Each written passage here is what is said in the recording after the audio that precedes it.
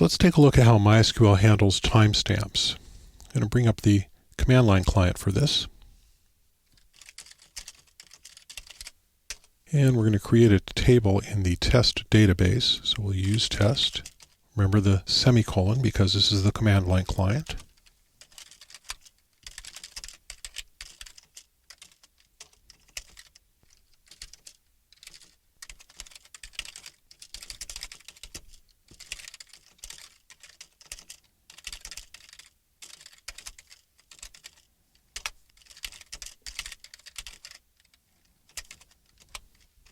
So this creates a table with 3 columns, ID, name, and stamp. ID is an auto-increment column, name is a string, and stamp is a timestamp column. So timestamps will be inserted automatically in that column. Let's go ahead and insert a row.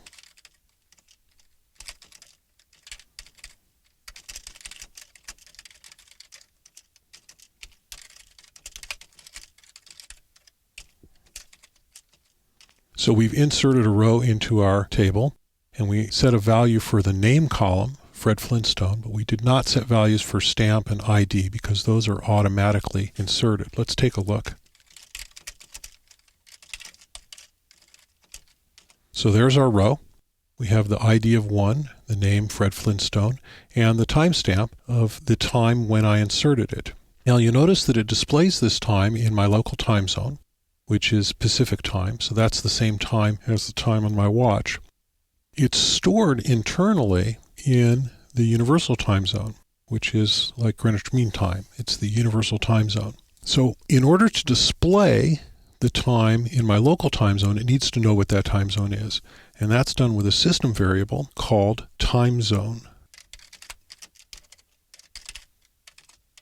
These 2 @ signs are to tell me that I'm looking at a system variable, and time zone is right there, and that's set to system, which means that it's using the time zone of my system. Now this is normal, and this is the way that MySQL is normally set up.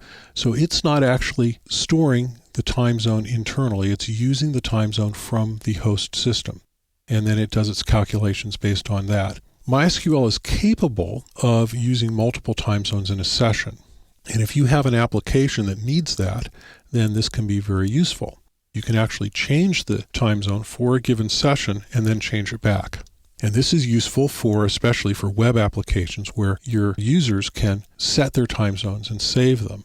Unfortunately, this feature only works if the time zone tables are installed. Now I'm going to go ahead and set the time zone to Eastern Time. And as you follow along, this may not work for you.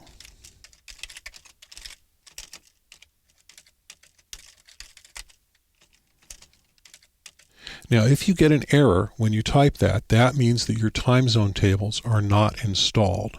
And there's another lesson in this chapter to tell you how to install them. So if this is important to you, then you can pause here and go and install the time zone tables and come back and follow along. Now, I've set my time zone to Eastern Time, which is 3 hours later than Pacific Time. So when I query my table, we can see that the time is now 3 hours later than it was before. And we can set it back by setting it to US Pacific, or we can simply set it to system.